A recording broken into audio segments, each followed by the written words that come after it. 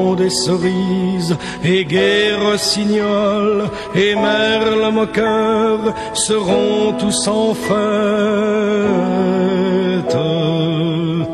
Les belles auront la folie en tête et les amoureux du soleil au cœur. Quand nous chanterons le temps des cerises, sifflera bien mieux le merle moqueur. Mais il est bien court le temps des cerises où l'on s'en va deux cueillir en rêvant des pendants d'oreilles.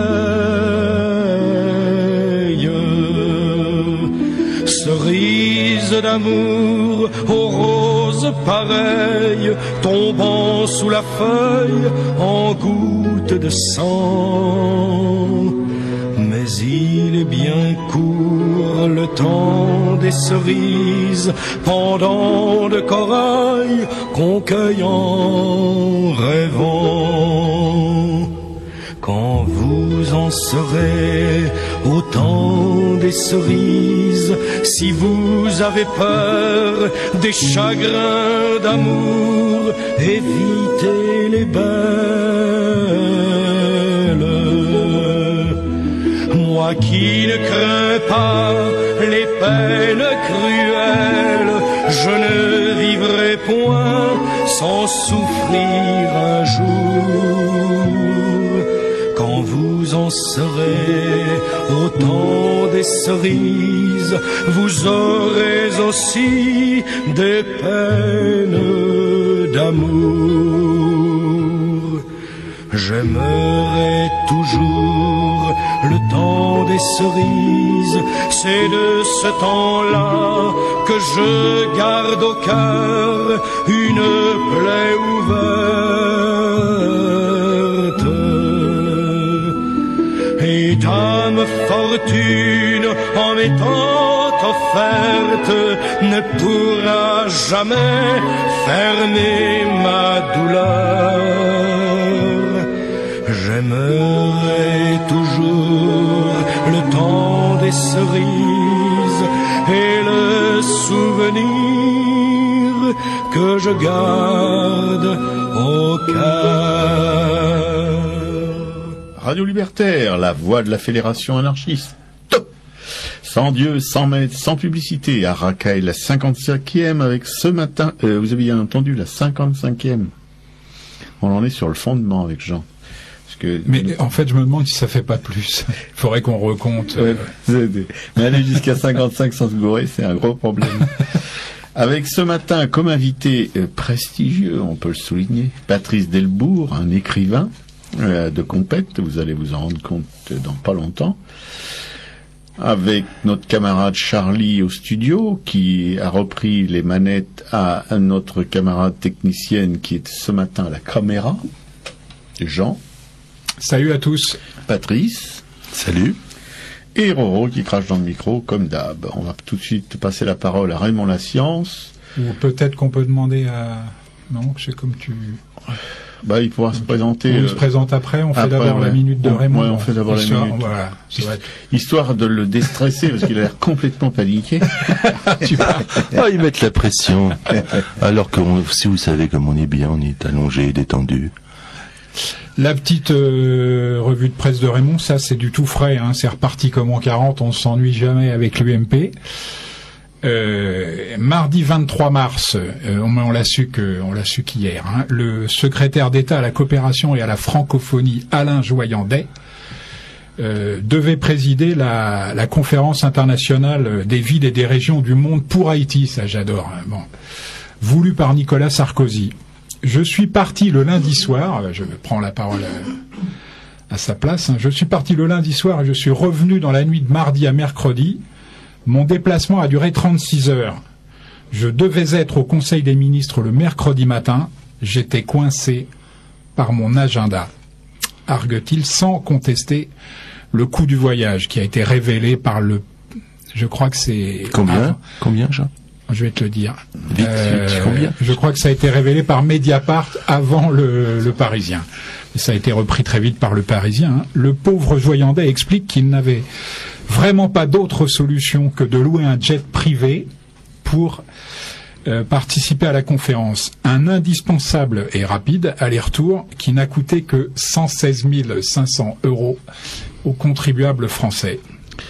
Brut. Je voudrais juste faire une excessivement petite ridicule parenthèse. Oui. Pour révéler à nos auditeurs ébahis, je suppose, Oui.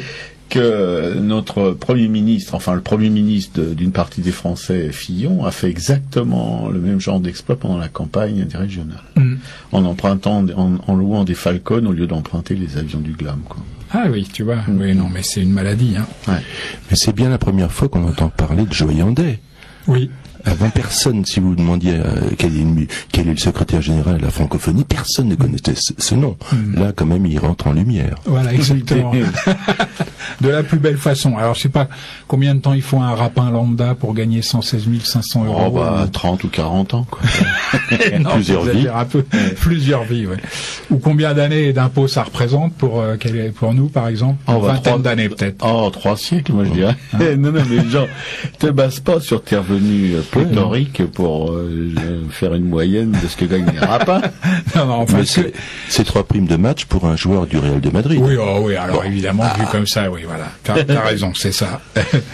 Ce que j'aime bien, c'est que pas une seconde, hein, il, ou plutôt son ego, hein, c'est poser la question de savoir si son voyage justifiait sa présence à la conférence et au Conseil des ministres le mercredi, justifiait un tel coup, quoi. Pas une seconde. Ou alors, la réponse, manifestement, est oui, bien sûr, quoi. Mais il faut quand même être juste. Il y a du progrès. Parce que c'est 21 500 € de moins que le motocrate. Vous vous rappelez, hein, le motocrate? Et qui c'est, le motocrate? Estrosi. Estrosi, voilà. Lui, ça avait coûté 21 500 € de plus. Donc, je trouve qu'il y a quand même une progression, hein. On sent que ce gouvernement est quand même sur la voie de la rédemption. Je dirais, tu vois, fini le bling-bling, hein, présidentiel. Ce n'est plus qu'un lointain et mauvais souvenir, hein. Place aux ministres soucieux de l'argent public, manifestement. Il est juste dommage qu'un dirigeant de cette trempe se soit pris une qualité, ou l'inverse, hein, un dirigeant de cette qualité se soit pris une trempe aux élections régionales en Franche-Comté. Il a été battu à plat de couture, encore que ce soit pas lui qui ait fait le plus mauvais score, hein, parmi les ministres. Après des années de sinistrose collectiviste, tu vois, la région aurait eu un grand besoin de cette touche sarkozyste inimitable, tout en quincaillerie, qui fait les bonnes gestions, hein. Je plaisante, bah oui, bien sûr, je plaisante. Qu'est-ce que vous croyez? Et puis Nicolas Sarkozy, lui, à propos de voyage, effectue aujourd'hui, hier il était à New York et aujourd'hui il est à Washington, une visite officielle aux États-Unis avec son épouse. Qui fait du shopping. Qui fait du shopping, bien sûr. Alors le président français entend à cette occasion réaffirmer ses bonnes, entre guillemets, hein, relations avec Barack Obama.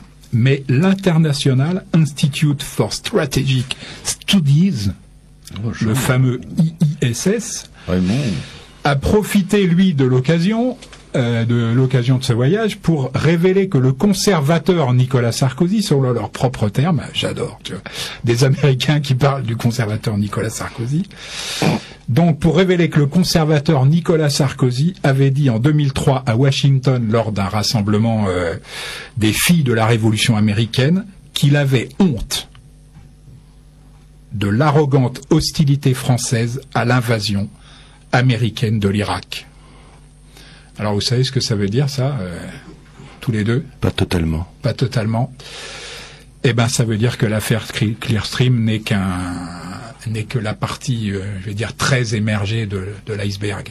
Voilà. Le différend, en fait, avec Villepin remonte, en fait, manifestement à ce 14 février 2003, lorsque ce même Villepin a fait son fameux discours devant les Nations Unies. Voilà. Dans ce temple des Nations Unies, je ne vais pas vous faire la voix de Villepin, mais enfin, et vous allez imaginer que dans ce temple des Nations Unies, nous sommes les gardiens d'un... Oui. En fin de parcours. C'est Malraux au Panthéon. En tricycle. dans ce temple des Nations Unies, nous sommes les gardiens d'un idéal, nous sommes les gardiens d'une conscience. La lourde responsabilité et l'immense honneur qui sont les nôtres doivent nous conduire à donner la priorité au désarmement dans la paix. Enfin bon, c'était une partie du discours. Quand toute l'Assemblée s'est levée pour l'applaudir debout, en un instant, je pense, je ne veux pas trop m'avancer, mais je pense que le petit ventilateur lui a avoué une haine féroce et définitive. Ça date de cet instant. Tu vois, parce que, pas que Villepin ait plus de profondeur que lui, à mon avis, les deux sont à peu près, sont épais comme des sandwichs SNCF, mais en tout cas sur le plan psychique. Physiquement, il y a une différence. Physiquement, il y a une différence. Quelques photos balnéaires l'ont montré. Je pense qu'il sait qu'il n'a rien, en tout cas ni le physique ni le verbe pour lui faire lever cette assemblée de cette façon. Voilà. Ce jour-là, Villepin a tout simplement signé son arrêt de mort politique. Enfin, on verra. Et puis le secrétaire général de l'UMP, l'inénarrable Xavier Bertrand, c'est un des favoris de l'émission. Il y a des mots qui créent des malaises. Oui, mais c'est... On commence à être vacciné avec Raymond. Nous ici, nos vedettes, c'est Xavier Bertrand, Frédéric Lefebvre. Frédéric Lefebvre, c'est le préféré, le favori de l'émission, tu vois. Oui. Mais on aime bien aussi Brice Hortefeux, Éric Besson, tu vois. Voilà. Donc le secrétaire général de l'UMP, Xavier Bertrand, a affirmé sur Europe 1 que tous les candidats UMP à l'élection présidentielle de 2012, y compris Nicolas Sarkozy, s'il se représente, devront se soumettre à des primaires waf-waf. Tu vois, on y croit à mort, tu vois. Bien sûr, il y aura des primaires à l'UMP, surtout si le ventilateur repasse les plats, tu vois. Enfin bon. Ouais. Il n'a aucune raison valable de se représenter, Sarkozy. Là, il faut qu'il pense à l'ennui. L'ennui, c'est pas idiot, oui. Ça, c'est une raison valable. Qu'est-ce qu'il va faire de sa vie lorsque sa femme va être partie avec un chanteur populaire? Qu'est-ce qu'il va faire de sa vie lorsqu'il n'aura plus sa cour autour de lui? Il va s'ennuyer. C'est par bovarisme qu'il peut se représenter. Moi, j'ai une idée de reconversion, tu vois, en éolienne. Le petit ventilateur, mais c'est une promotion. C'est une promo. C'est une vraie promo.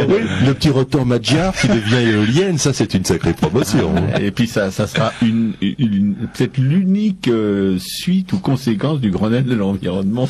Et puis dans le champ, tu vois, des éoliens qui fleurissent un petit peu partout, une de plus ou de moins, tu vois, on verra même pas la différence. Bon, attention quand même à l'effet Venturi. Il y a toujours un risque. Je rappelle l'effet Venturi. C'est un phénomène de la dynamique des fluides ou des particules gazeuses qui fait bien de le rappeler. qui se retrouvent accélérées à cause d'un rétrécissement de leur zone de circulation. Tu vois. En fait, c'est un goulet, quoi. C'est l'effet Venturi. Et ça s'appelle l'effet Venturi, oui. Ça, je suis pas venu pour rien ce matin. Voilà. En tout cas, il y en a une qui s'impose comme la candidate naturelle de l'UMP, c'est Martine Aubry. Maman Robert a un faible. Sa loi des 35 heures n'ayant toujours pas été abrogée, on peut y voir la preuve que la droite reconnaît la supériorité de la première secrétaire du PS sur ses propres économistes.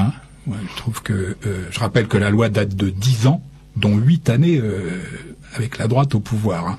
Ça vaut une approbation générale. Voilà. Alors, chez les militaires, pour finir chez les militaires, c'est un consommable thermique destiné à tromper les missiles. C'est une espèce de devinette que je vous pose. Voilà. Chez les chasseurs, c'est un matériau odorant utilisé pour évaluer les qualités d'un chien. Chez les pêcheurs, c'est un comestible dans lequel on dissimule l'hameçon. Le leurre. Exactement, voilà. Chez les politiques, enfin, comme en tauromachie d'ailleurs, c'est amusant. C'est un chiffon qu'on agite sous le nez de ceux qui ne voient pas beaucoup plus loin, pour les distraire, par exemple, des chiffres catastrophiques du chômage ou pour leur faire croire qu'on s'occupe de leur sécurité. Dans tous les cas, ça s'appelle donc un leurre. Après chaque élection ratée, comme à chaque fois que l'UMP voit s'éloigner un peu les électeurs du Front National, la burqa ressort des tiroirs avec sa fameuse loi d'interdiction qui sera d'ailleurs toujours refusée par le Conseil constitutionnel parce qu'elle est tout simplement impossible à appliquer. Mais ça ne coûte rien d'essayer. Voilà, c'est tout pour aujourd'hui. À la semaine prochaine. Comme quoi on ne peut pas avoir le leurre et l'argent du leurre. Oui, c'est très bien, Patrice. Bien, on va... Après la pause musicale, on laissera la parole à Fabrice qui me donne des grands coups de pied sous la table parce qu'il est vraiment impatient de vous causer dans le poste.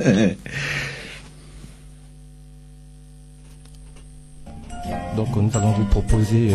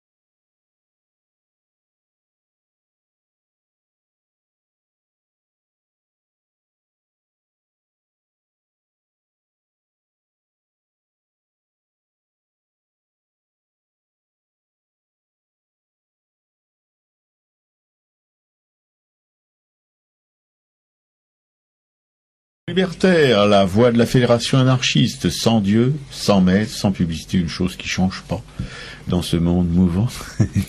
À Racaille, la 55e, pétillante, avec un écrivain, Patrice Delbourg, qui va vous causer dans le poste de lui et de ses œuvres. Oh là, l'exercice est périlleux. Ben oui, Patrice Delbourg, les gens m'appellent comme ça, j'y réponds. Donc ça doit être vrai, d'une certaine manière. Je suis né en même temps que la RDA, donc vous calculez. J'ai l'âge de Dominique Strauss-Kahn, mais je suis beaucoup plus jeune. Si vous me voyez physiquement, je suis beaucoup plus jeune. J'ai l'âge d'Alain Chamfort, le chanteur, mais je suis beaucoup plus vieux, hélas. Non, ça, je suis pas d'accord. C'est vrai, c'est gentil. Il est beaucoup plus ridé que toi. C'est vrai, c'est gentil. Ouais. Oui, mais enfin bon, il a été botoxé aussi. Il a quand même fréquenté quelques cliniques spécialisées. Donc, j'ai consacré mon existence souvent au journalisme. Je suis passé par les nouvelles littéraires, l'événement du jeudi, le Nouvel Obs, puis j'ai commis quelques livres, d'abord des livres de poésie, puis des romans, et puis tout récemment un ensemble, un panorama qui est une espèce d'anti-Lagarde des Michards, qui s'appelle Les Jongleurs de mots. Et c'est une dette que j'avais vis-à-vis de mon enfance, parce que en France, à l'école, on nous canule beaucoup avec des auteurs ennuyeux, Rasoir, Emmerdant, Malraux, Mauriac, Bernanos, Monterland, Saint-Jean-Perse. Et je me suis dit, il y a un massif d'écrivains français amusants, loufoques, rigolos. On a des gens formidables dont on ne parle jamais à l'école. De Alphonse Allais jusqu'à Camille, en passant par Alexandre Bréfort, par Aurélien Scholl, Capu, ce qu'on appelle une académie pas de chance, des déshérités, des gens dont on ne parle jamais parce que c'est des rigolos. Alors les rigolos en France, avec cet esprit de sérieux qui nous plombe depuis Descartes, les rigolos, on ne les aime pas, on les laisse de côté. Donc voilà. J'ai voulu rendre hommage à ces gens-là. J'en ai réuni une centaine. Pour l'instant, il n'y a pas de femmes. Ça m'a été reproché. J'ai eu des lettres virulentes. Maïté m'a fait la réflexion tout à l'heure.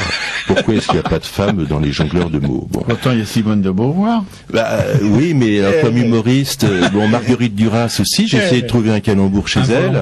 Oui, à part Détruite, dit-elle, ou des choses comme ça, j'ai pas vraiment trouvé de calembour chez Marguerite Duras, ni avant sa cure de désintoxication, ni après d'ailleurs. Vous voyez, j'arrive même pas à prononcer le mot. Au-delà de 3 syllabes, le matin, j'ai du mal. Voilà. Donc il y a chez ces gens-là des gens par exemple de scène, il y a Fernand Reynaud, il y a Raymond DeVos, il y a Bobby Lapointe, il y a des poètes un petit peu oubliés comme Jean Tardieu, comme Charles Cros, comme Laforgue, il y a des incontournables de l'humour, des proches, Coluche, Fernand Reynaud, et il y a des gens du théâtre, des boulevardiers, Labiche, Feydeau, etc. Bon. Et puis il y a le grand maître Alphonse Allais, quand même, qui est sans doute, et pas seulement par ordre alphabétique, le premier humoriste français, je trouve. C'est bon. Je lui avais consacré un ouvrage il y a 4-5 ans pour les 100 ans de sa mort. Il est mort d'une embolie, et pas d'une embellie, en 1905, à Paris, face à la gare Saint-Lazare. Et si vous voulez, je peux vous lire un petit conte d'Alphonse Allais, ou une petite histoire, ou un petit quelque chose, un petit dégagement, comme on dit, sur Alphonse Allais. Par exemple, Absinthe. Voilà. Oui, en absence de gênière, ça peut le faire. Bon. C'est un peu long, je vous lis juste le début et la fin, je chanterai comme on dit au milieu pour que ça fasse pas trop long. Il passait son temps à la terrasse des cafés, Alphonse Allais, à écrire ses fables, et puis il y avait le Loufia qui était très proche et qui attendait qu'il ait terminé son texte, et il lui donnait, et le Loufia courait pour le mettre à la boîte à lettres pour que ça paraisse le lendemain dans les quotidiens de Normandie. Il écrivait ça donc près de la gare Saint-Lazare. Absinthe, 5 heures, sale temps, gris, d'un sale gris mélancolieux en diable. Il ne tombera donc pas une bonne petite averse pour faire rentrer tous ces imbéciles qui se promènent avec leur air bête, sale temps. Mauvaise journée aujourd'hui, monde de Dieu, la guigne, feuilleton refusé, poliment. Garçon, une absinthe sans sucre. Il faut dire que les absinthes ont souvent tort. Amusant ce morceau de sucre qui fond tout doucement sur la petite grille, histoire de la goutte d'eau qui creuse le granit. Seulement, sucre moins dur que le granit. Heureusement, voyez-vous, absinthe au granit, absinthe au granit. Bien rigolo, absinthe au granit. Faudrait pas être pressé. Presque fondu maintenant le morceau de sucre. Ce que c'est de nous, image frappante de l'homme, le morceau de sucre. Quand serons morts, nous en irons comme ça, atome, atome, molécule, molécule, dissous, délité, rendu au grand tout par la gracieuse intervention des végétaux et des vers de terre. Sur le trottoir, devant moi, des camelots vendent de tout, journaux, porte-cigares, celluloïdes, petits singes en peluche. Que sont ces hommes? Des broyés de l'existence, sans doute, des génies méconnus, des réfractaires, comme leurs yeux sont profonds, quel feu sombre en leurs prunelles.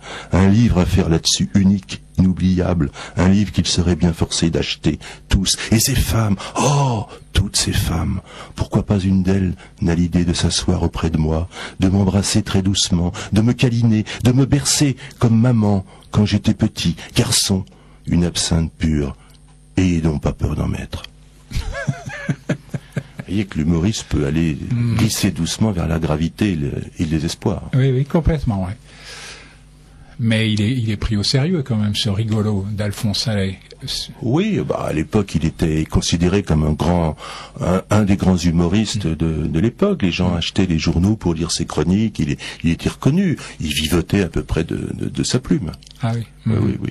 Ce qui n'a pas disparu quand même. Non, il a été réédité constamment en livre de poche. Bon, aujourd'hui, il y a une académie Allais assez tonique, assez active, donc son nom perdure. Enfin bon, il est plus soutenu par la postérité que Jules Renat ou Léoto ou d'autres, ou d'autres qui ont complètement été oubliés, comme Georges Fourest ou Gaston de Pavlovski. Ceux-là, ils sont tombés un petit peu dans un trou. Et est-ce que les humoristes contemporains, enfin, il y en a pas une pléthore, mais non, aujourd'hui c'est un peu le désert. Mais les gens comme Desproges, les gens comme Coluche, comme De Vos, comme des gens comme ça, est-ce qu'ils se revendiquaient, ils revendiquaient une filiation avec ce personnage? Avec Alphonse Allais. Celui qui est le plus proche de lui, c'est Francis Blanche, sans doute. Hein. Ah, ouais. Parmi les humoristes, le goût du canular, l'amour du calembour, la façon de faire des niches, des blagues comme ça, ses amis.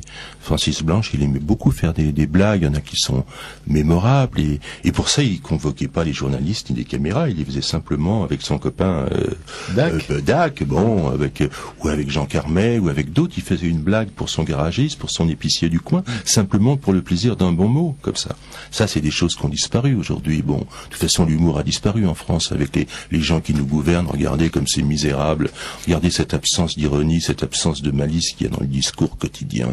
Quand on ouvre la radio, c'est effrayant, c'est épouvantable.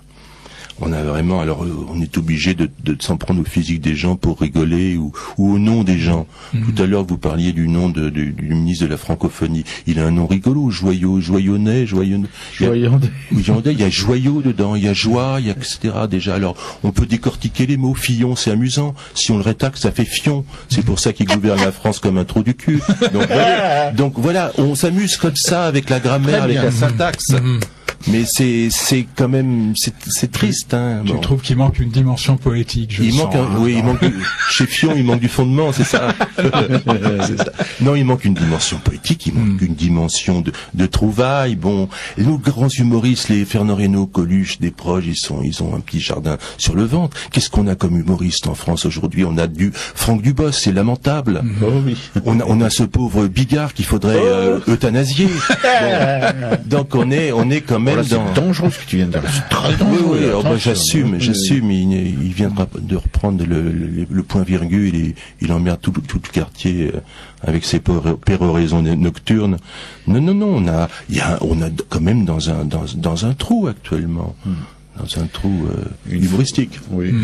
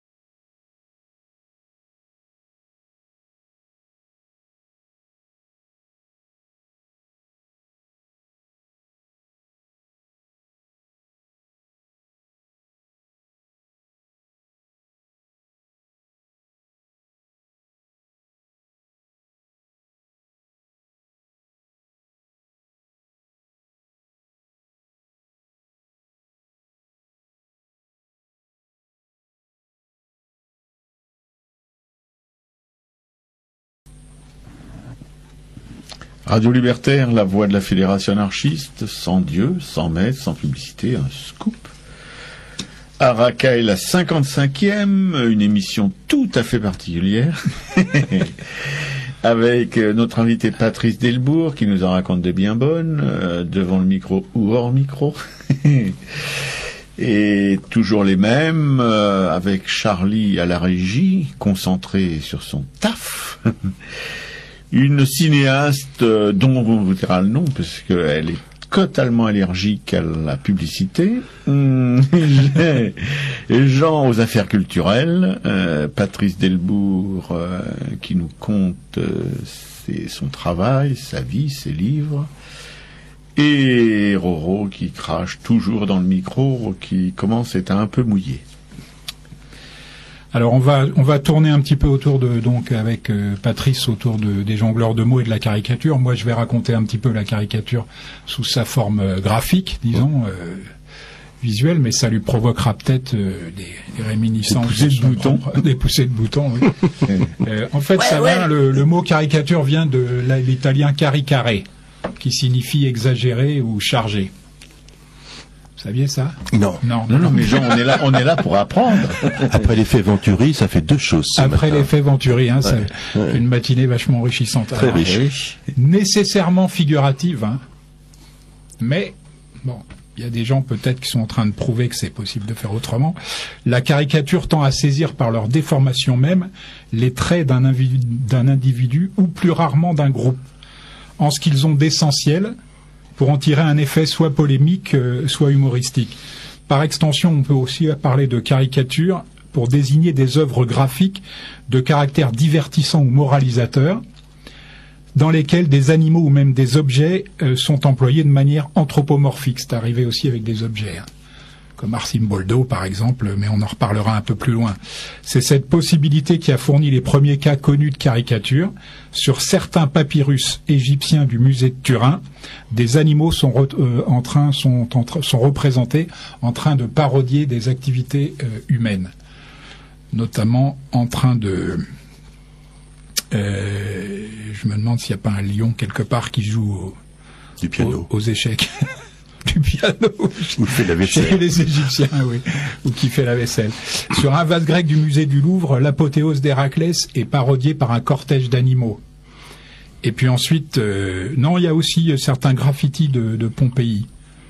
Plus que les peintures d'ailleurs, qui semblent bien relever de la caricature ou plus exactement de la parodie. La tendance satirique se précise ensuite dans certaines sculptures du Moyen-Âge. Il y a un espèce de trou comme ça. Il y en a des sérieuses. Évoquant notamment les mœurs du clergé. C'est curieux. Tiens. Il y en a une sur la cathédrale de Villefranche-sur-Saône, où c'est une bonne sœur qui est sodomisée par un démon. C'est vraiment assez ravissant. Je vous conseille le détour. Tu t'es identifié auquel des deux? Non, Jean, tu veux mais mœurs quand même. Il est très difficile cependant de savoir si ces sculptures reflètent véritablement une indignation morale. Manifestement non, ou ne sont qu'une occasion de faire rire. Ça, c'est sans doute plus dans... Ou si encore il ne s'agit pas de rappeler aux spectateurs que tous les humains sont également soumis aux tentations de la chair et du diable. Oui, y compris les représentants de l'Église, bien sûr. Tentations qui nous ont été, qui nous mutilent à cause de cette civilisation judéo-chrétienne et cette notion de péché. C'est sûr. Que les païens n'ont pas. Alors au Moyen-Âge, il faut y ajouter des enluminures du roman de Renard ou de Fauvel, par exemple, dont le personnage principal est un cheval qui pratique tous les vices de la société humaine. J'ai eu peur. Voilà. Après, il y a à nouveau un petit trou. Au XVe siècle apparaît un thème promis à un succès certain, une fortune populaire immense européenne qui influencera Hogarth, par exemple. Celui du monde à l'envers que l'imagerie exploitera jusqu'au XVIe siècle, et où la caricature est pour la première fois liée à une absurdité radicale. Il est difficile de savoir si les dessins de Dürer et de Léonard de Vinci qu'on classe comme caricature, peut-être un peu abusivement, comportait vraiment pour ces deux grands artistes une idée d'exagération et de moquerie. Léonard, bien avant Victor Hugo, affirme que placé à côté du beau, le laid le met en valeur. Mais c'est pas si ancien que ça comme notion. Alors ces têtes de vieillards, c'est vrai, ont un aspect assez grotesque. Doit-on classer aussi comme caricature les effigies très déformées qui se rencontrent dans les peintures de Bosch ou de Bruegel, voire d'Arcimboldo, donc comme j'ai évoqué tout à l'heure. Chez le premier, l'imagination s'exerce en toute liberté. Chez le second, elle tend seulement à épauler une volonté de réalisme, alors que chez le dernier, elle crée un système esthétique assez étroit, dont toute intention satirique est encore plus exclue que pour les deux précédents. Voilà, les premiers portraits à charge créés dans un but de pur divertissement sont dus à Hannibal Carrache. Cependant, et c'est beaucoup moins connu, il ne déforme pas encore les physionomies comme le fera systématiquement le Bernin. Le Bernin, je le rappelle, c'est le grand sculpteur baroque par excellence. Ses carnets de croquis sont assez étonnants. Les dessins, ces dessins qui sont complètement oubliés aujourd'hui, ont fait étaient très répandus en France, et ce sont ces dessins qui ont introduit réellement la caricature, véritablement la caricature en France. Les dessins du Bernin qu'on voit comme une espèce de représentant de l'art religieux officiel, dans tout ce que ça a d'officiel. Les dessins du Bernin. La concision et la rapidité de son trait rendaient ces effigies étonnamment modernes, tandis que celles de Pierre-Léoné Ghezzi au début du XVIIIe siècle seront très fouillées. Celui-ci est le premier caricaturiste de profession. Voilà, c'est un métier véritable. La caricature s'oriente ensuite vers la politique dans les pays où s'exerce une certaine vie démocratique, et évidemment donc le premier de ces pays, c'est l'Angleterre. Les dessins et les eaux-fortes de Hogarth ne relèvent pas directement de la caricature, en raison de leur tracé presque toujours réaliste et de leur intention moralisante souvent directe. Mais par la sûreté de son observation et sa capacité d'imaginer des situations comiques, Hogarth a exercé la plus féconde influence sur le développement de la caricature. On verra ça tout à l'heure. Merci beaucoup, Jean. Bien, Patrice, est-ce que tu peux prendre le train? Je peux prendre le train de 18h53. C'est vrai que parallèlement à tous ces caricaturistes graphiques que Jean évoque, il y a dans la littérature des gens qui ont également outré le trait, qui ont cerné à l'encre de Chine des personnages, et ces personnages sont passés dans l'imaginaire collectif à tel point qu'on oublie même qu'au départ c'était uniquement des mots. Par exemple, Charles Dickens, là tu évoquais tout à l'heure Hogarth, Charles Dickens a créé des personnages, dont le fameux Mr. Pickwick, qui est un peu dans l'esprit des gens, parce qu'aujourd'hui le syndrome Pickwick par exemple, ça décrit quelqu'un qui est gros, qui est obèse, qui a les joues couperosées, qui a de la goutte, qui est un vieillard podagre, qui abuse un peu du vin blanc et des abats, de veau, ou d'agneau d'ailleurs, comme on veut, enfin disons, c'est un homme qui aime le jarret, qui est au jarret de rigueur en quelque sorte. Oui, trop c'est trop, surtout le matin. Donc Dickens, mais aussi Balzac. Balzac a créé des personnages, Gobseck, le vieil usurier, le père Goriot, comme ça on les visualise, quoi. Bon, il y a des et bien alors chez les humoristes, la caricature est à fleur de texte. Bon, Jarry, on a tout de suite le personnage de Dubu qui jaillit. Bon, Frédéric Dard, c'est San Antonio. Ionesco, c'est tous les personnages autistes, la déchaise, la cantatrice chauve. Bon, on les a à l'esprit. Jacques Pérez, c'est Caporal épinglé. Antonin Artaud aussi était lui-même quasiment une caricature, avec son profil émacié sous les électrodes du docteur Ferdière à Rodez. Donc, vous voyez que la caricature, Raymond Roussel avec ses personnages complètement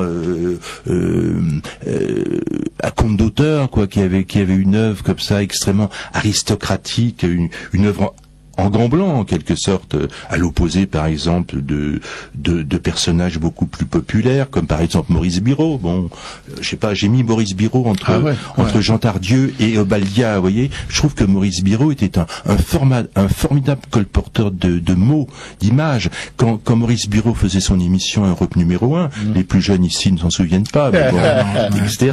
Ça s'appelait de 10h à Bibi. Donc il racontait toujours des histoires, ma petite dame, etc., des choses avec des expressions que le lendemain on écoutait dans la sûre des comptoirs, au bar le lendemain. Donc il avait un rôle de colporteur, de passeur de mots. Maurice Biraud, formidable. Alors il n'a pas laissé une œuvre énorme, il a laissé une autobiographie, assez médiocre, mais il a porté les textes d'Audiard, par exemple. Vous vous souvenez un petit peu dans un taxi pour Tobruk, par exemple, quand il dit moi mon père, il a toujours été du côté du pouvoir. Quand les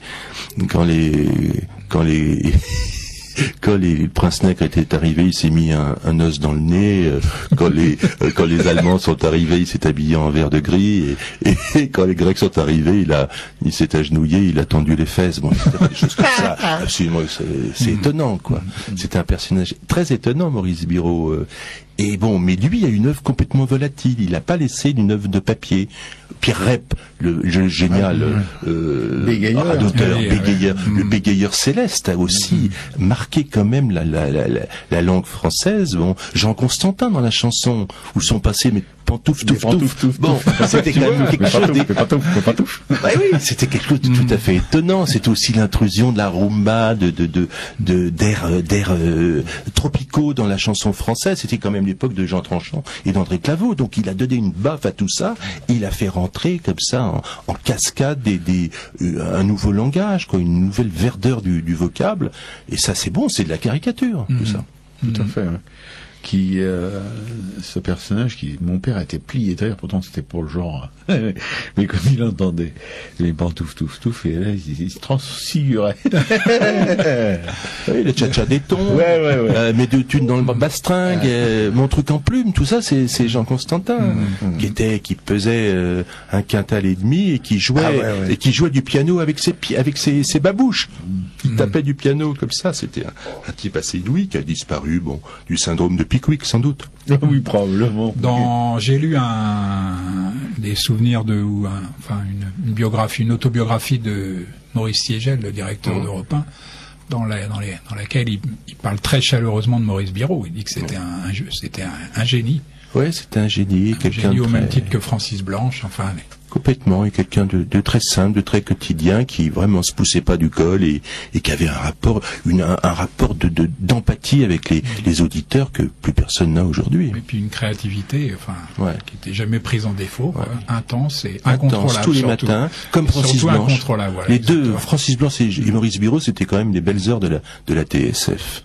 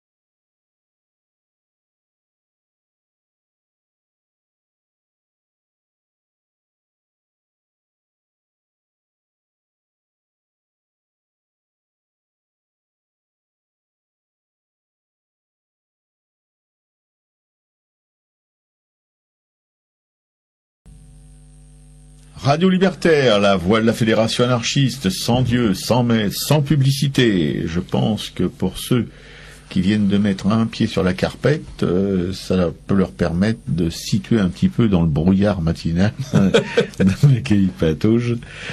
À Racaille, la 55e, avec toujours les mêmes, Charlie, notre cinéaste inconnu préféré,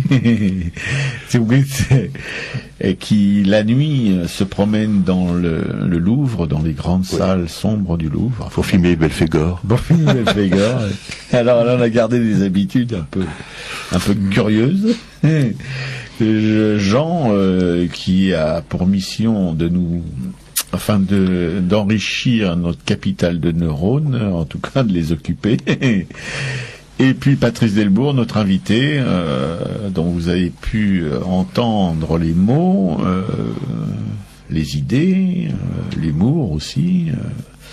Un personnage qui n'est pas franchement triste et dont vous pourrez poursuivre au cours de cette émission, comment dirais-je, je pourrais vous familiariser peut-être un peu plus encore avec lui, ce qui vous fera pas de mal. C'est le but de cette émission, de vous secouer un peu. Alors avant de passer à la deuxième partie de la caricature, là, je voudrais préciser que Les Jongleurs de mots, donc par Patrice Delbourg, est sorti en 2008, oui. Fin 2008, c'est ça, je crois, et qu'il est édité aux éditions Écriture pour moins de 30 €. Oui, un tout petit peu moins de 30 €. Un tout petit peu moins de 30 €. Les éditeurs sont des épiciers aujourd'hui, ils mettent des prix pour les livres qui sont invraisemblables. Oui, mais c'est un ça pavé, fait honte. il faut dire que... Oui, c'est vrai que ça m'a pris quelques saisons, mais bon. Il y a de la lecture. Oui. Je trouve au kilo, il y a des livres beaucoup plus chers que ça. Ah oui, on peut en citer quelques-uns. Oui, c'est vrai. C'est vrai qu'il y en a que pour caler des armoires normandes. Alors que là, quand même, on n'a que des gens avec qui on a envie de prendre un verre. J'ai essayé de faire figurer que des gens sympathiques, ce qui n'est pas toujours le cas dans les livres. Ouais. Exactement. Très... Voilà. En tout cas, ce livre, vous pouvez le commander à la librairie Publico, c'est 145 rue Amelot dans le 11e arrondissement. Excellente librairie. De Paris. Excellente merci librairie. pour elle.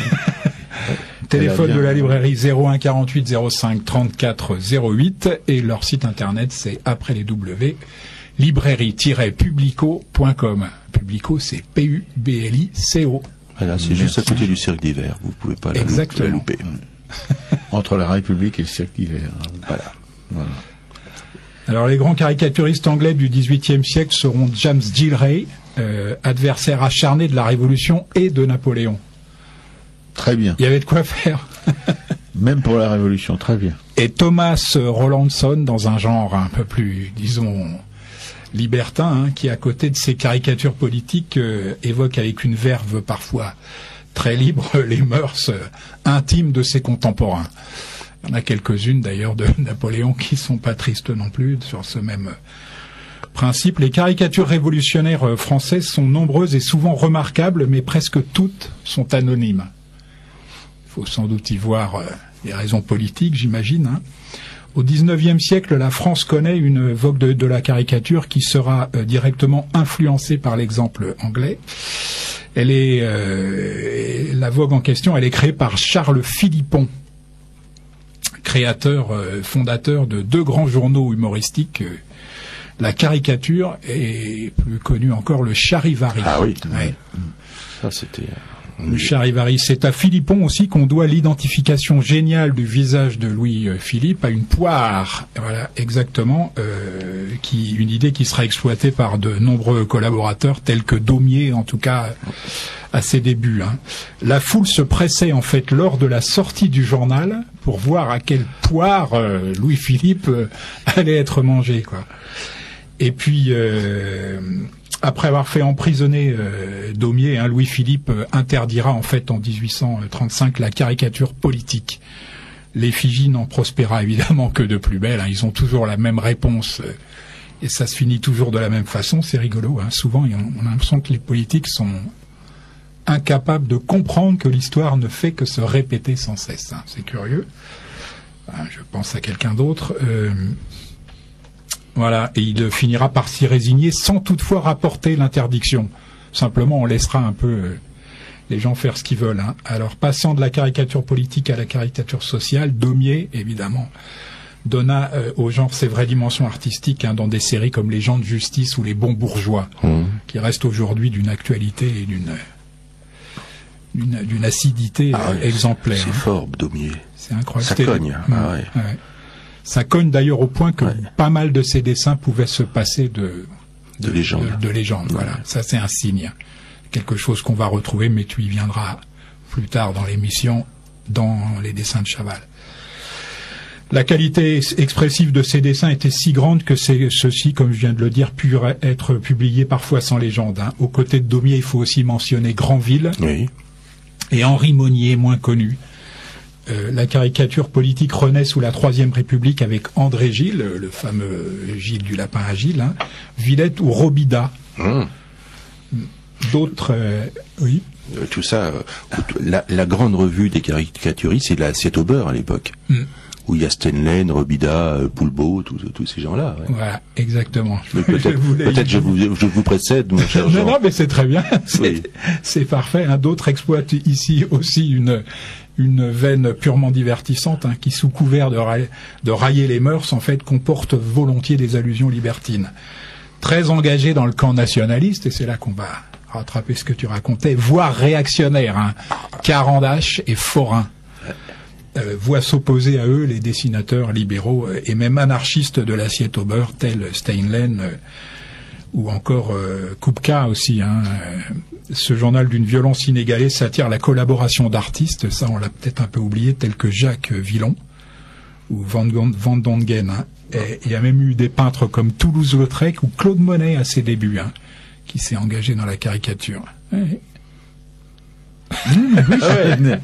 Non, mais l'Assiette au beurre aujourd'hui, c'est inenvisageable. C'était d'une force, d'une iconoclaste. C'était très méchant. Ciné Hebdo. Ciné Hebdo et ferme. Ah bon? Ouais, le dernier numéro va sortir. C'est dommage. Pour quelle raison? Financière. Pourtant, c'était prévu. Financière. C'est avant en fait d'y être contraint par des voies judiciaires. Voilà. Donc le dernier numéro sera fêté comme se fête un enterrement bientôt. Oui. Pourtant, ils vendaient 2 fois plus que Charlie aux dernières nouvelles. C'est prévu pour la mi-avril ou enfin avant la fin avril, le dernier numéro. Ça, c'est bien triste. Voilà. En Allemagne, la caricature se distingue par ses liens avec l'art fantastique et un certain goût de l'absurde. Otto Dix et surtout Gross lui confère une dimension universelle en s'attaquant à la condition humaine tout entière. Depuis 1950, on a assisté à l'apparition de nouveaux caricaturistes qui ont complètement rompu avec les styles traditionnels.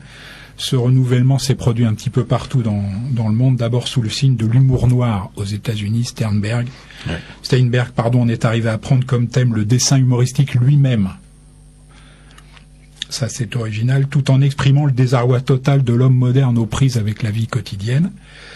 Et puis, il faut signaler après lui David Levin, dont toi qui as travaillé pour le Nouvel Obs, beaucoup de ses caricatures lui, il s'attaquait surtout au grand de ce monde. Beaucoup de ses caricatures ont été reprises.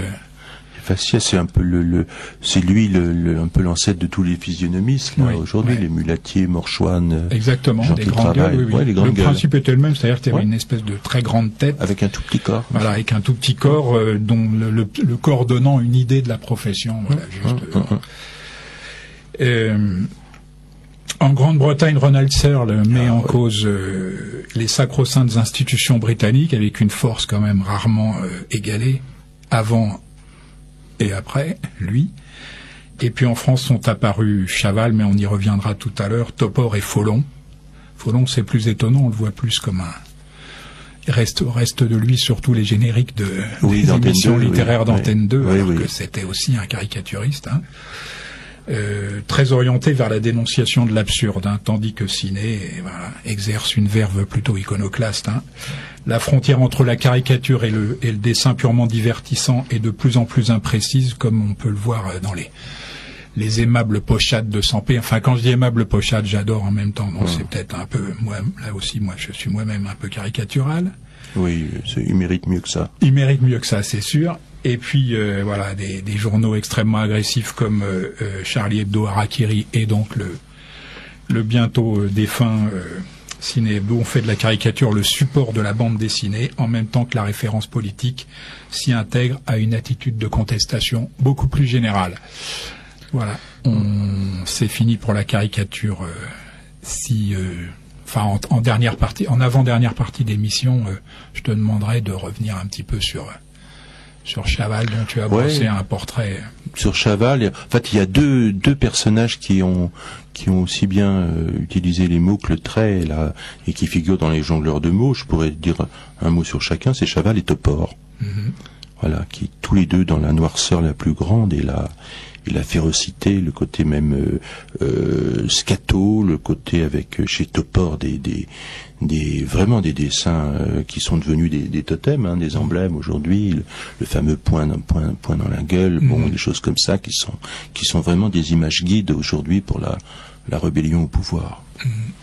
D'accord.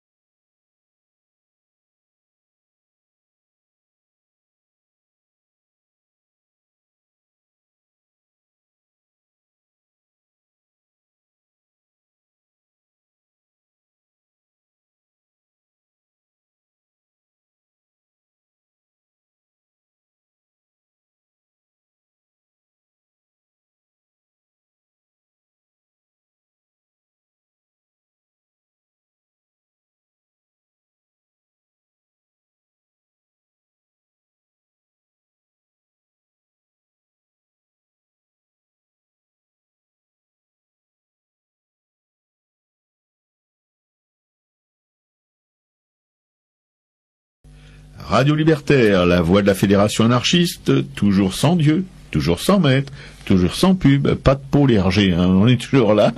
Oh, vous pouvez enregistrer, on s'en tape. Hergé? Et Hergé, oui. Ah, je croyais que vous parliez du père de Tintin. Non, pas du père de Tintin, la fiction lourd passé, non.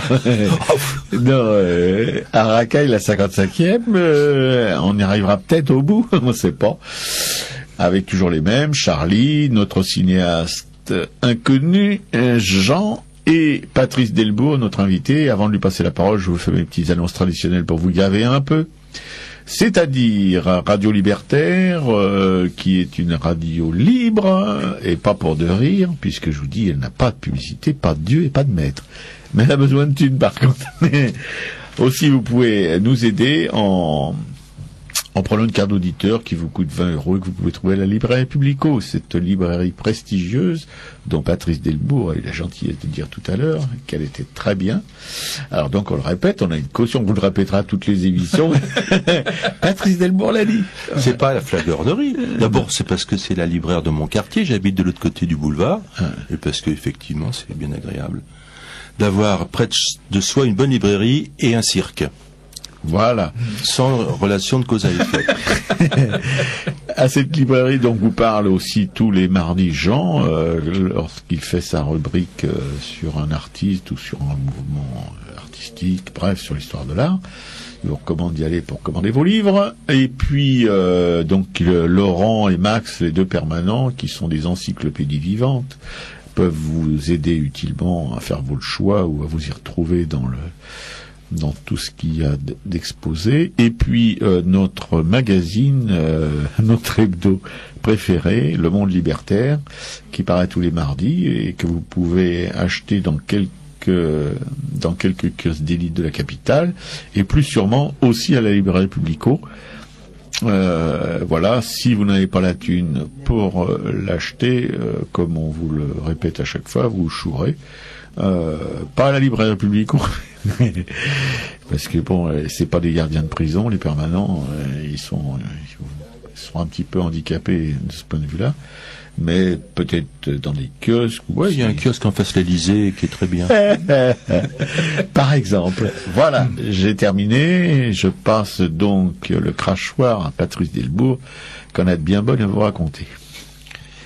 Oui, pour reprendre le souffle de Jean sur les caricaturistes, dans les 100 jongleurs de mots, il y en a 2 qui sont là un petit peu en majesté et qui représentent en même temps toute la corporation. Bon, parce que j'aurais pu mettre Bosque, par exemple, qui était un grand bonhomme. J'aurais pu mettre Jeanne Paul que tu as cité ou d'autres. Mais bon, là il y a Chaval et Topor. Bon, Topor avec Jodorowsky, avec Arabal, faisait partie du groupe Panique. Bon, je vous dirai quelques mots du bouquin, je les lirai pour être plus clair sur sa trajectoire. Il nous a quittés il y a pas longtemps. Topor, il a brûlé un peu la vie par les deux bouts, et puis un jour il s'est pas levé parce qu'il avait eu une nuit un peu trop humide, dirons-nous. Et puis il y a Chaval. Alors Chaval, pour le cinéma on a Jacques Tati, pour la musique on a Éric Satie, pour la peinture on a Picabia, pour les sciences et l'humour on a Gaston de Pavlovsky, qui est passé un petit peu aujourd'hui aux oubliettes, mais Gaston de Pavlovsky est quand même l'inventeur, il faut pas l'oublier, des prairies en pente pour que les girafes puissent brouter plus facilement. Gaston de Pavlovsky est quand même l'inventeur du vibro mon frère, qui est l'équivalent du vibro ma sœur, pour occuper les après-midi de pluie des célibataires. Oui. Gaston de Pavlovsky a créé les tribunes ambulantes qui permet aux gens qui vont aux courses de suivre de plus près leur cheval comme ça pendant toute la course. Enfin bon, c'était un type absolument formidable et par ailleurs un scientifique émérite. Mais revenons à Chaval. Chaval, donc, dont le véritable nom était Yvan Leloarn. Pourquoi est-ce que il s'est appelé Chaval? Tout simplement en hommage au facteur, mais il y a eu une faute de transcription dans son nom, et donc il pensait très fort au constructeur du Palais Idéal, le facteur Cheval. Il a été donc enregistré ce nom-là, et puis le préposé, bon, était un petit peu rêveur ou un petit peu humide, et c'est devenu Chaval. Voilà comment est né sans doute le plus grand dessinateur du XXe siècle. Et jamais il n'a tenté ensuite de rectifier le tir. Le trait de Chaval, et non pas le cheval de trait, est sec. Sec comme un coup de trick. Pionnier d'un minimalisme rigoureux, ne laissant aucune place au débours, Patrice Desbourgs, bien entendu, au débours approximatif. Il reprend, vous suivez bien, oui. À cette heure-ci, déjà, midi 10, nos auditeurs sont un petit peu réveillés, on peut peut-être aller vers la saillie, quoi. D'ailleurs, tous ces gens sont de saillie autour de nous, bien entendu. Pas de chichi, pas de flafla chez Chaval, aucun bolduc, rien que nos terrestres conditions au ras de la luzerne, ou surtout au ras du bitume, parce que c'est quand même un dessinateur urbain. Enfin, urbain au sens citadin, pas au sens courtois, bien entendu. Son style qui fait penser au burin, il le rapportera autour des années 50 d'un séjour au sanatorium de Montlouis, près de Font-Romeu, où il fut soigné pour une tuberculose. Il faut noter d'ailleurs que dans les sanatoriums des années 40-50, ça a été le creuset un petit peu de la vie culturelle, de la vie littéraire française. Dans les années 20, c'était Montmartre. Dans les années 40, c'était Montparnasse. Et les années 50, c'était les sanatoriums en France. À Vence particulièrement, qui est un lieu cher à mon cœur, il y avait un sanatorium qui s'appelait les cadastres, les cadrans solaires, où se sont retrouvés Jacques Prévert, Henri Calais, Gombrowicz, Gaden, Raymond Guérin, bon, plein de gens, plus tard Roland Barthes. Et donc c'était là où se faisait la vie culturelle, les sanatoriums dans l'arrière-pays, et surtout l'après-guerre et dans les arrière-saisons. Mais bon. Donc il a trouvé, en fait, le style décharné de Chaval vient en fait des cavernes qu'il avait dans les poumons. Et les hommes des cavernes, d'ailleurs, ça le connaît, Chaval, il en a dessiné, il en a croqué à foison. Dans un inventaire digne de Prévert, il lègue à la postérité une éblouissante énumération d'objets incongrus dont chacun pourrait évoquer un pavé de texte explosif ou un dessin au napalm. Citons par exemple comme image totémique de Monsieur Chaval le phonographe à butane, la casquette de prêtre, une boîte d'hosties empoisonnée pour détruire les souris des bénitiers, un bâton de maréchal, nous voilà. Le bâton de maréchal, nous voilà, c'est formidable. Une bicyclette de déserteur à rétropédalage. La Chavalmania bat son plein. Ces scénettes graphiques prennent souvent une dimension biblique. Aucun décor superflu, haro sur le pittoresque, refus de tout pathos, de toute prédication. Je parlais de la bicyclette de déserteur à rétropédalage, et je me souviens aussi qu'il avait fait un tank italien avec marche arrière. Le seul tank des armées mondiales avec une marche arrière, le tank italien. Non. Pardon pour nos auditeurs de la Costa Brava. Seul ici de la Costa, non pas Costa Brava. Oui, enfin oui, de la Riviera. La Riviera. Alors, chez Chaval, seul une ébauche de trottoir, une amorce de mur, et l'homme, uniquement l'homme aux prises avec son ridicule petit tas de secrets. Un homme cosmique, chauve, barbu, lunetté, bagnard, faune ou pharmacien, qui se trouve confronté au gouffre de sa propre ombre. Son pantalon fait des poches, ses yeux également, les mots itou. Un pli amer affaisse sa bouche, faciès lourd, fermé, crâne rigide, en forme d'urne, à n'en point douter, le personnage guide de Chaval est un orphelin et un célibataire. Jamais il n'a été heureux, jamais il ne le sera. Il a l'âge de ses désillusions, il est calamiteux à souhait, démissionnaire, sans avenir professionnel. Il est de toutes les époques, plus particulièrement de celles où l'on construit des robots en série. Vous voyez qu'on se rapproche de l'époque actuelle. On pense d'ailleurs à quelqu'un quand on pense au personnage de Chaval, vous voyez. Son humble aventure est la nôtre, souvent bête à pleurer, soudain sublime, comme par effraction. Personne n'a jamais de jeunesse dans le monde graphique de Chaval. Donc voilà. Alors Chaval, il collaborait quand même à des journaux prestigieux à l'époque. Bon, dans Paris Match, dans des quotidiens. Il était l'ami du poète pharmacien André Frédéric, tous les deux étaient très potes. Ils sont morts de la même manière, ils se sont suicidés. Un jour, Chaval, qui vivait comme un neurasthénique avec ses bouteilles de whisky, ses bouteilles de blanc dans une petite rue du 15e arrondissement, avait une liaison comme ça, mais du bout la libido, c'était pas trop son truc, mais enfin, il avait une liaison avec une jeune stagiaire dans un journal. Et puis, sa femme s'en est aperçue, il ne l'a pas supporté, elle s'est jetée dans la Seine, et il a été retrouvé, son corps gonflé, tout bleui, aux écluses de Marly. Donc il en a conçu une légitime désillusion. Il est retourné chez sa mère à Bordeaux. Il a accroché sur la porte un panneau, surtout ne pas sonner. Et puis il a pris quelques comprimés de barbiturique avec une bouteille d'Armagnac. Il a allumé le gaz et voilà. Adieu Chaval. Et puis il y eut Topor.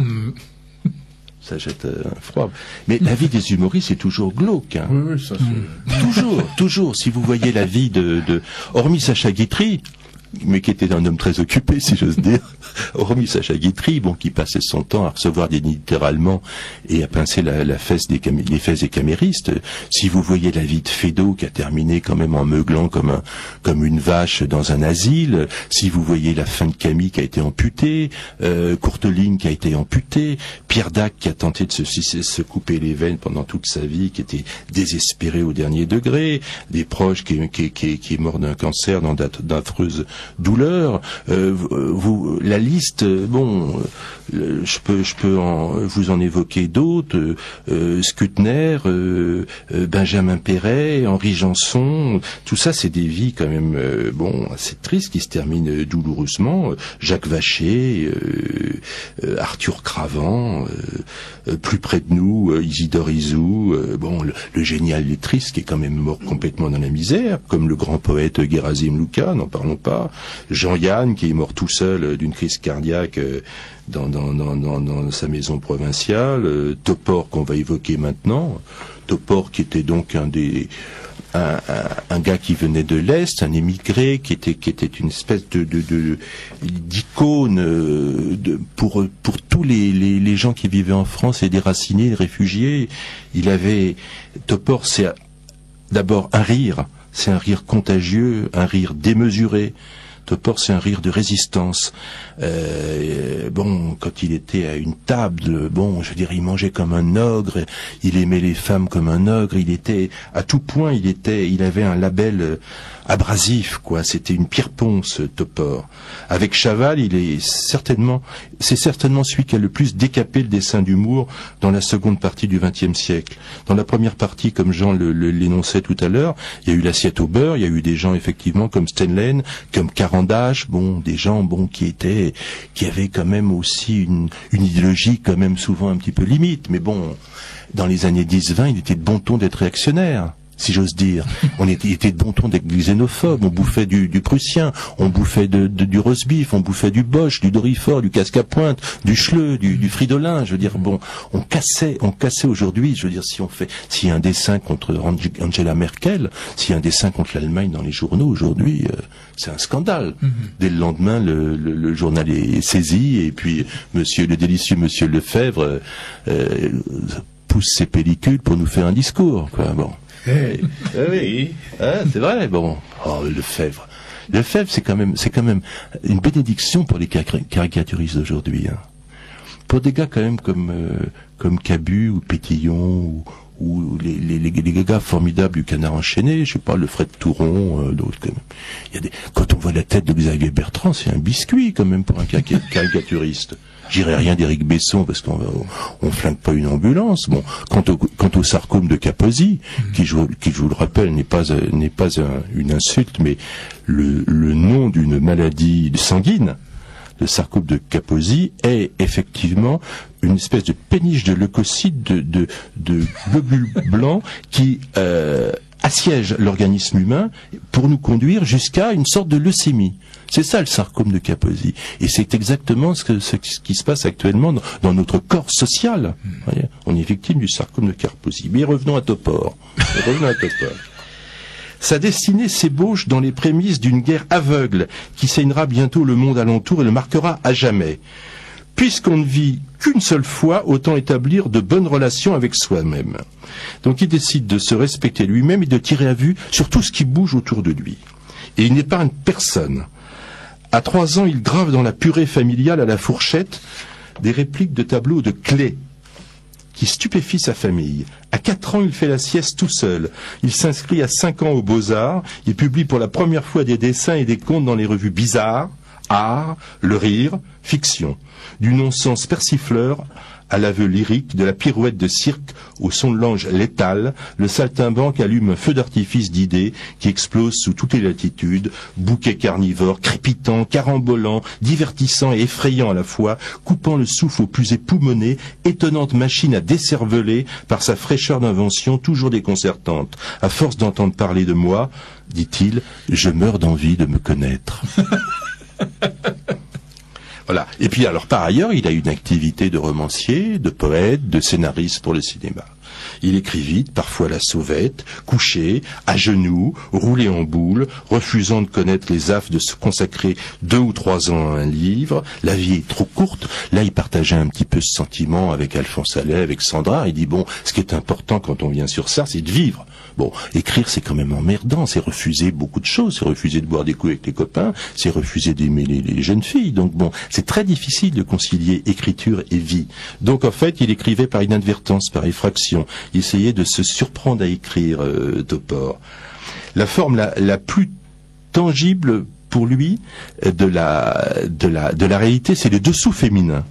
Et donc il y a une espèce de dérision là-dessus sur le désir, sur l'amour, sur bon, tout ça est effectivement couleur anthracite, c'est d'un humour absolument de fluide glacial, le mot s'étouffe, le trait dérape, le rire s'étrangle, et puis bon, la faucheuse l'a rattrapé. Donc comme je vous disais tout à l'heure, en 1997, il appelle au téléphone un ami, il dit « Je suis tombé, c'est bizarre, je suis tombé, je ne peux plus me relever. » Et effectivement, il ne se relèvera plus.